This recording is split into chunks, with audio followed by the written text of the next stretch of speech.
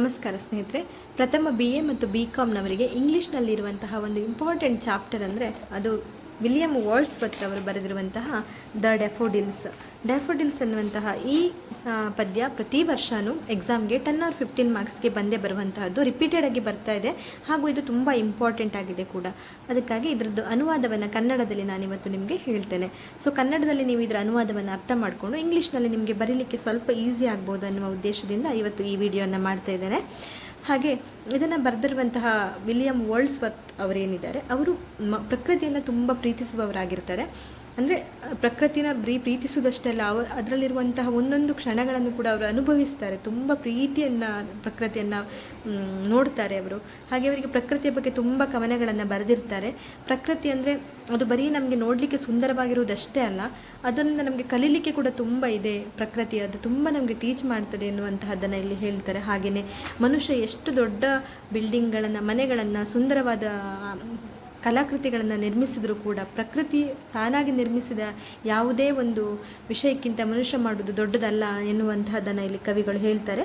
ಹಾಗೆ ಈ ಡ್ಯಾಫೋಡಿಲ್ಸ್ ಅನ್ನುವಂತಹ ಏನು ಪೋಯಮ್ ಇದೆ, ಇದು 6 ಲೈನ್ಗಳಿಂದ ಕೂಡಿದ 4 ಸ್ಟಾನ್ಝಗಳ ಇರುವಂತಹ ಒಂದು ಪೋಯಮ್ ಆಗಿರ್ತದೆ.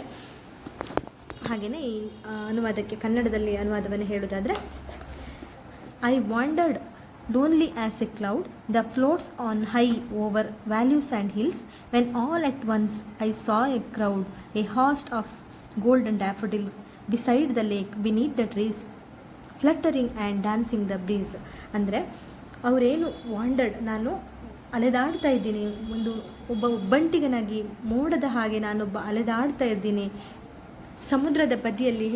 ನಾನು ಸಮುದ್ರದ ನದಿಯ ತಟ್ಟದಲ್ಲಿ ನಾನೇನು ಮೋಡದ ನಡುವೆ ನಾನೇನು ಒಬ್ಬಂಟಿಗನಾಗಿ ಅಲೆದಾಡ್ತಾ ಇದ್ದೀನಿ. ಹಾಗೆ ಸುತ್ತಮುತ್ತಲು ಏನು ಬೆಟ್ಟ ಗುಡ್ಡಗಳಿಂದ ಕೂಡಿದ ಒಂದು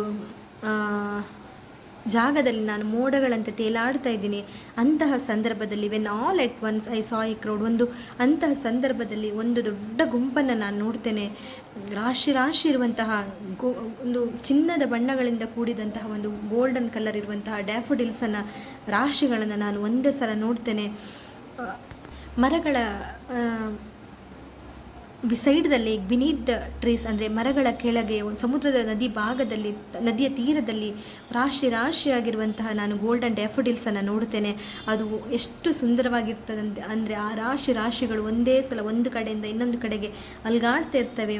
ಒಂದು ತಂಪಾದ ಗಾಳಿ ಹೇಗೆ ಬೀಸ್ತದೆ, ಆ ಬೀಸುವ ಗಾಳಿಯ ಎಡೆಗೆ ತಾನು ಹೆಂಗೆ ಅಲ್ಗಾಡ್ಕೊಂಡು ಡ್ಯಾನ್ಸ್ ಮಾಡ್ತಾ ಇದೆ. ಎಷ್ಟು ರಾಶಿ ಹೂಗಳನ್ನು ನಾನು ಚಿನ್ನದ ಬಣ್ಣದಲ್ಲಿರುವಂತಹ ಡ್ಯಾಫೋಡಿಲ್ಸ್ಗಳನ್ನ ನೋಡಿದ್ದೇನೆ. ಅದು ಎಷ್ಟು ಕಣ್ಣಿಗೆ ನನಗೆ ಮುದ ನೀಡ್ತಾ ಇದೆ ಎನ್ನುವಂತಹದ್ದನ್ನು 1ನೇ ಸ್ಟಾನ್ಝಾದಲ್ಲಿ ಹೇಳ್ತಾರೆ. ಹಾಗೆ 2ನೇ ಸ್ಟಾನ್ಝಾವನ್ನು ನೋಡೋದಾದರೆ, continue as the stars that shine and twinkle on the Milky way, they stretched in never ending line along the margin of the ಬೇ, 10,000 saw at a glance, tossing their heads in sprightly dance.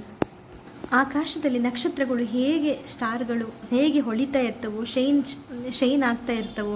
ಅಂದರೆ A twinkle on the Milky way ಅಂದರೆ ಆಕಾಶಗಂಗೆ ಅಥವಾ ನಮ್ಮ ಗ್ಯಾಲಕ್ಸಿಯಲ್ಲಿ ಹೇಗೆ ಸ್ಟಾರ್ಗಳು shine ಆಗಿ ಹೊಳಿತಾ ಇರ್ತವೋ, ಹಾಗೆಯೇ ಉದ್ದಗಲಕ್ಕೆ ಅಗಲವಾಗಿ ಎಂದು ಮುಗಿಯದಂತೆ ಅವು ತುಂಬ ಸುಂದರವಾಗಿ ನನ್ನ ಕಣ್ಣಿಗೆ ಕಾಣ್ತಾ ಇದೆ ಎನ್ನುವುದನ್ನು ಅವರು ಹೋಲಿಕೆ ಮಾಡ್ತಾ ಇದ್ದಾರೆ. ಅಂದರೆ ಈ ಡ್ಯಾಫೋಡಿಲ್ಸ್ಗಳ ರಾಶಿ ಚಿನ್ನದ ಬಣ್ಣದಂತೆ ಹೊಳೆಯುತ್ತಿರುವ ರಾಶಿಗಳು ನಕ್ಷತ್ರ ಪುಂಜಗಳಿಗೆ ಹೋಲಿಸ್ತಾ ಇದ್ದಾರೆ. ಅಷ್ಟು ಕಣ್ಣಿಗೆ ಮುದ ನೀಡ್ತದೆ. ಹಾಗೂ ಅದು ಅಂತ್ಯವೇ ಇಲ್ಲ. ಅದಕ್ಕೆ ಎಷ್ಟು ಸುತ್ತ ನೋಡಿದರೂ ಕೂಡ ಆಕಾಶ ಗಂಗೆಯ ಥರ ಕಾಣ್ತಾ ಇರುವಂಥ ಹೂಗಳಷ್ಟೇ ನನ್ನ ಕಣ್ಣಿಗೆ ಬೀಳ್ತಾ ಇದೆ.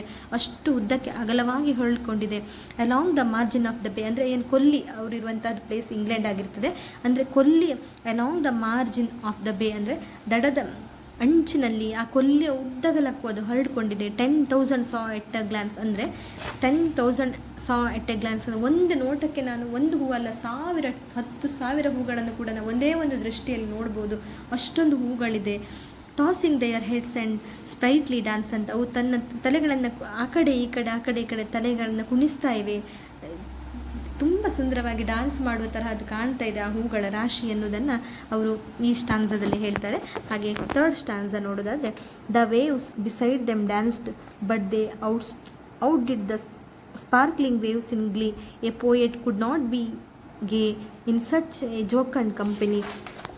I gazed and gazed, but little thought what wealth is the show to me had brought.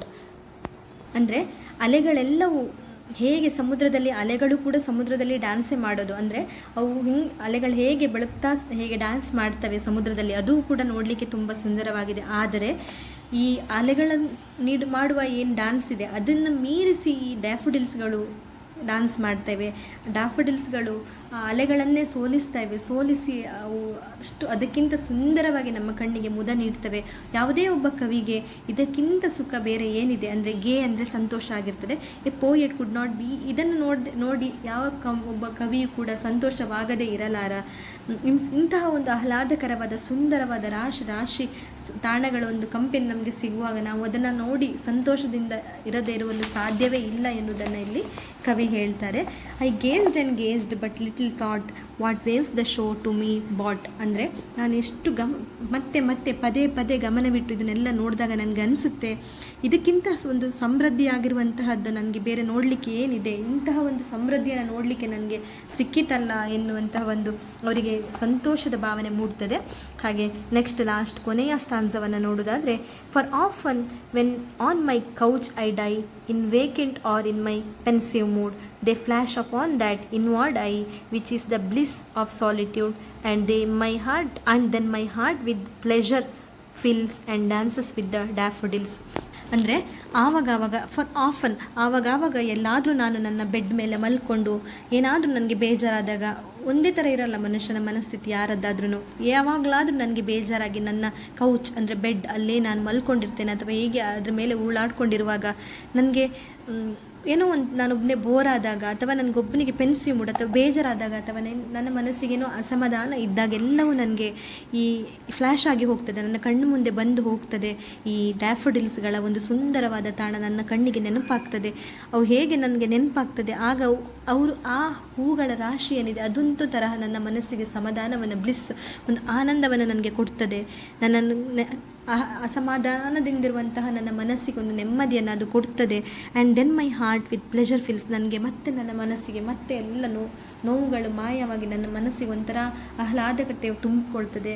ಮತ್ತೆ ನನಗೆ ಅದೇ ಡ್ಯಾಫೋಡಿಲ್ಸ್ಗಳು ಡ್ಯಾನ್ಸ್ ಮಾಡೋದೆಲ್ಲ ನೆನಪಾಗ್ತದೆ ಎನ್ನುವಂತಹದ್ದನ್ನು ಇಲ್ಲಿ ಕವಿ ಹೇಳ್ತಾರೆ. ಸೊ 4 ಸ್ಟಾನ್ಸಗಳಿಂದ ಕೂಡಿದ 6 ಲೈನ್ಗಳನ್ನೊಳಗೊಂಡ ಈ ಪೋಯಮ್ ಏನಿದೆ ಇದೊಂದು ಫ್ಲವರ್ ಡ್ಯಾಫೋಡಿಲ್ಸ್ ಎನ್ನುವಂಥ ಹೂವಿನ ಬಗ್ಗೆ ಆಗಿರ್ತದೆ. ಆ ಒಂದು ಡ್ಯಾಫೋಡಿಲ್ಸ್ ಪ್ರಕೃತಿಯ ಒಂದು ಸೃಷ್ಟಿಯಾಗಿರುವಂತಹ ಈ ಹೂಗಳ ರಾಶಿಗಳು ನಮ್ಮ ಕವಿಗಳಾದ ವಿಲಿಯಂ ವರ್ಡ್ಸ್ವರ್ತರವರನ್ನು ಯಾವ ಥರ ಚೇಂಜ್ ಮಾಡ್ತದೆ, ಅಂದರೆ ಯಾವ ಥರ ಅವರಿಗೊಂದು ಮುದ ನೀಡ್ತದೆ. ಅವರು ಹೂಗಳ ರಾಶಿ ಹೇಗಿತ್ತು, ಅವರಿಗೆ ಎಷ್ಟು ಮುದ ನೀಡ್ತಾ ಇತ್ತು, ಅದನ್ನು ಯಾವುದಕ್ಕೆಲ್ಲ ಹೋಲಿಕೆ ಮಾಡಿದರು, ಅವರಿಗೆ ಎಷ್ಟು ನೆಮ್ಮದಿ ನೀಡ್ತಾ ಇತ್ತು, ಪ್ರಕೃತಿ ಎಷ್ಟು ಸುಂದರವಾಗಿದೆ ಎನ್ನುವುದನ್ನು ಈ ಕವನಗಳಲ್ಲಿ ನಾವು ನೋಡಬಹುದು. ಸೊ ಈ ಪ್ರತಿ ವರ್ಷವೂ ಎಕ್ಸಾಮ್ಗೆ ಇದನ್ನು ಕೇಳ್ತಾರೆ ಈ ಚಾಪ್ಟರಿಂದ ನಿಮಗೆ ದ ಡ್ಯಾಫೋಡಿಲ್ಸ್ ಅಥವಾ ವಿಲಿಯಂ ವರ್ಡ್ಸ್ವರ್ತ್ ಡ್ಯಾಫೋಡಿಲ್ಸ್ನ ಎಕ್ಸ್ಪ್ಲೈನ್ ಮಾಡಿ ಅನ್ನೋ ಥರ ಏನಾದರೂ 10 or 15 ಮಾರ್ಕ್ಸ್ಗೆ ರಿಪೀಟೆಡ್ ಆಗಿ ಈ ಚಾಪ್ಟರಿಂದ ಬಂದೇ ಬರ್ತಿದೆ. ನಿಮ್ಗೆ ಗೊತ್ತಿರುತ್ತೆ ಇದು ತುಂಬ ಇಂಪಾರ್ಟೆಂಟ್ ಚಾಪ್ಟರ್ ಅಂತ. ಸೊ ನಾನು ಇದರ ಅನುವಾದ ಏನಿದೆ ಇದ್ರದ್ದು ನಾನು ಹೇಳಿದ್ದೀನಿ, ಅಥವಾ ನಿಮಗೆ ಇದು ಒಂದು ವರ್ಲ್ಡ್ ಕೊಟ್ಟು ಇದ್ರ ಬಗ್ಗೆ ಒಂದು ವರ್ಲ್ಡ್ ಅಂದರೆ ಇದೊಂದು ಸ್ಟಾನ್ಸಾ ಕೊಟ್ಟು ಅದನ್ನು ಎಕ್ಸ್ಪ್ಲೈನ್ ಮಾಡಲಿಕ್ಕೆ ಕೂಡ ಹೇಳ್ಬೋದು. 6 ಲೈನ್ಗಳನ್ನು ಕೊಟ್ಟು.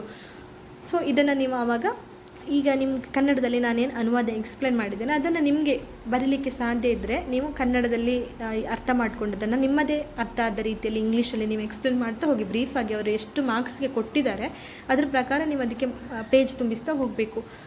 ನಿಮಗೆ ಇಂಗ್ಲೀಷ್ ಇಲ್ಲ, ನನ್ನಲ್ಲೇ ಇಂಗ್ಲೀಷ್ ಬರೀಲಿಕ್ಕೆ ಕಷ್ಟ ಆಗ್ತದೆ ಅಂತ ಆದರೆ ನೀವು ಇದರಲ್ಲಿರುವಂಥ ಸಮ್ಮರಿಯನ್ನು ಸ್ವಲ್ಪ ಓದ್ಕೊಂಡು ನಿಮಗೆ ಆದಷ್ಟು ಅರ್ಥ ಮಾಡ್ಕೊಳ್ಳಿಕ್ಕೆ ಟ್ರೈ ಮಾಡಿ ಅದನ್ನು ನೀವು ಎಕ್ಸ್ಪ್ಲೇನ್ ಮಾಡ್ತಾ ಹೋಗ್ಬೋದು ಸ್ನೇಹಿತರೆ. ಧನ್ಯವಾದಗಳು.